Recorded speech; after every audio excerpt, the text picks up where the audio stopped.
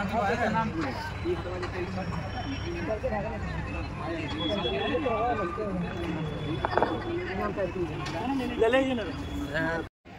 लोग गए वहाँ पे बोले तो मैं ये अनुभव किया, थोड़ा सा हंसी मजाक कभी बात है। मैं क्या किया ना, सोचा क्या नहीं ठाकुर बड़ी तो जाना है, एक तो काम करते हैं बढ़िया सा एकदम हाथ बढ़िया सा परफ्यूम खरीद के मालिक दादा के पास। दादा को शायद अच्छा लगे, मैं मान के गया था।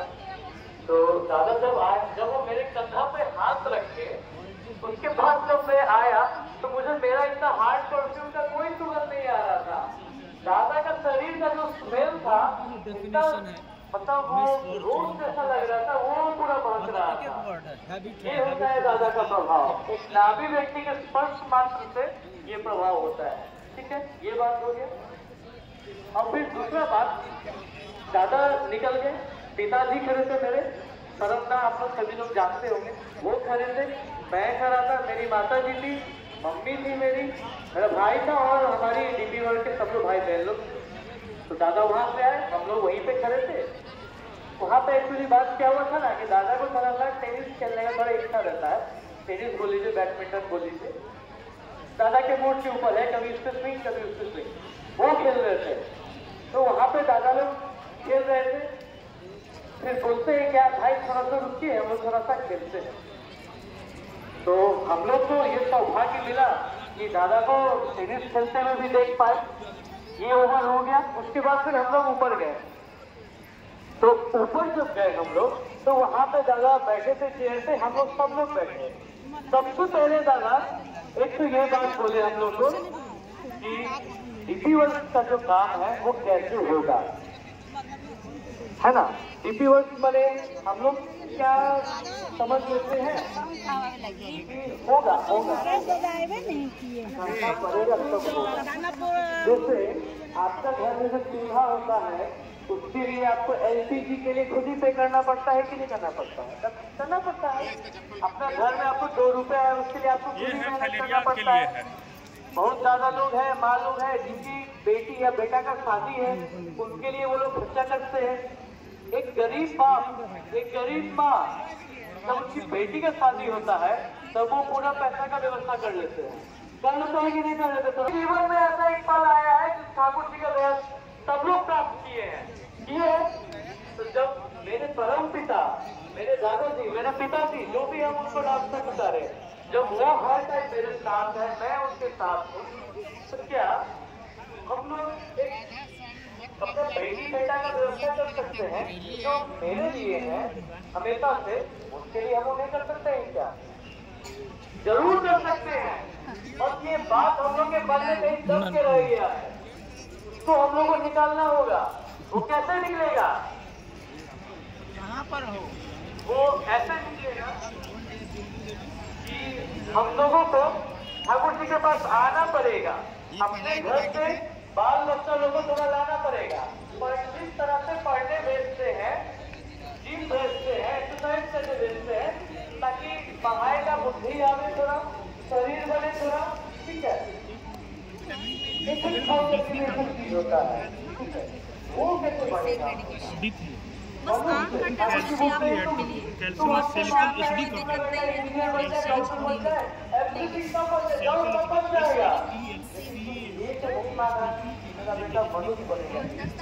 जब हमको 1 लाख पाने से जरूरत पड़ेगा क्या वो लाइफ मिल पाएगा? सोचे हैं आप लोग नहीं सोचते हैं? हम लोग तो है अभी बेटा का पढ़ने का टाइम है, दादा देखा जाएगा, अरे दादा बेटा का यहाँ जाने का टाइम दादा नहीं, दादा अभी कोचिंग नहीं सकता है, मेरी बेटी पढ़ाती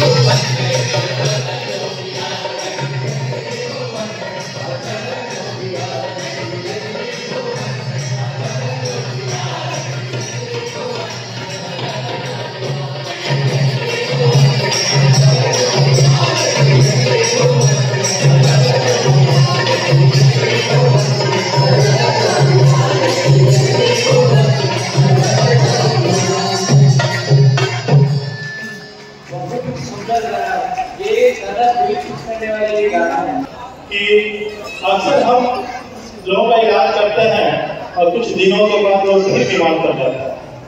तो ऐसा क्या किया जाए जिससे वो बीमार ना पड़े। तो हमारे ठाकुर जी ने कीर्तन करना आरंभ किया, मतलब हम भजन कीर्तन अभी कर रहे हैं, इससे हमारे मन की ग्रंथि का मोचन होता है।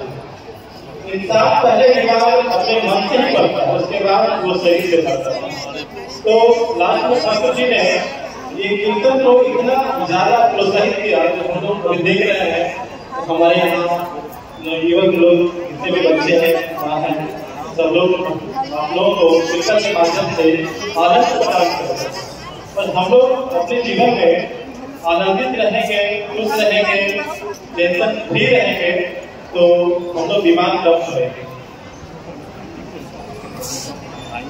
हम लोग देखे हैं हर युग में भगवान किसी न किसी रूप में इस धरती पर आते हैं। जिस तरह से त्रेता युग में रामचंद्र जी आए, द्वापर में भगवान कृष्ण आए, तो कलयुग में कौन आए?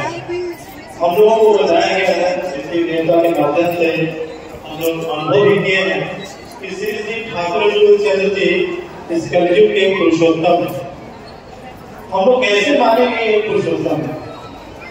लोगों का ये अवसर रहता है, लोग कहते हैं अक्सर कि रामचंद्र जी आए तो रावण को मारे, भगवान कृष्ण आए तो कंस को मारे, आप ठाकुर जी आए तो किसको मारे?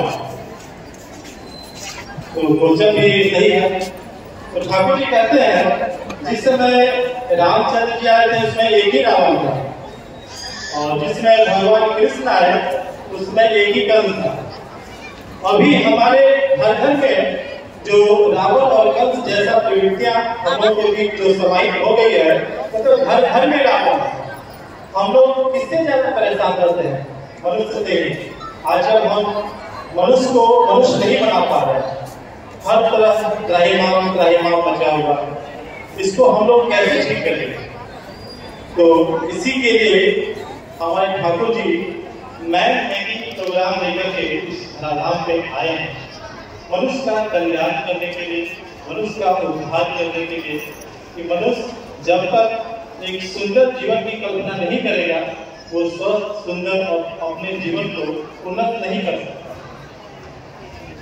दीक्षा हम लोग ठाकुर जी का लेते हैं। दीक्षा का अर्थ ही होता है दक्षता। हम किसी भी काम में कुशल बने, हम जो भी कर्म करते हैं अपने जीवन में, अपने जीवन पालन के लिए, जब हम ठाकुर जी की दीक्षा लेते हैं तो हमारे अंदर में जैसे ही वो बीज मन आता है, तो हर इंसान कुछ अच्छा कर्म करना चाहता है। कैसे हम अच्छा कर्म करें? अच्छा कर्म सबको अच्छा लगता है, लेकिन फिर भी कुछ लोग चाहते भी नहीं कर पाते हैं। लेकिन जैसे ही हम लोग ठाकुर जी का दीक्षा लेते हैं, उनका बीज मन हमारे अंदर जाता है, और उसका जब हम जाप करते हैं तो अंदर से हमारा सारा सिस्टम एक्टिव हो जाता है, और अच्छे कर्म के प्रति हम लोग हमेशा मतलब काम करना चाहते हैं। तो हम एक कहानी के माध्यम से आप लोगों को समझाना चाहेंगे कि ठाकुर जी की दीक्षा लेना क्यों जरूरी है। एक बार अक्सर गांव में देखते हैं कि चरवाहा सारे गांव वासियों के जानवर को लेकर के खेत में जंगल में जाता है चराने के लिए। उसी तरह से वो चरवाहा जो है जानवर को जंगल में चराने के लिए गया। प्रत्येक घर से कुछ जानवर जो होता है उसको कलेक्ट करके वो जाता है, दिन भर चराता है, और शाम को भी वो जानवर अपने अपने घर चले जाता है। इसी सिलसिले में एक बार जो चरवाहा जो होता है जानवर को चरा रहा होता है, शाम को जब वो जानवर को वापस आता है तो जानवर चलने के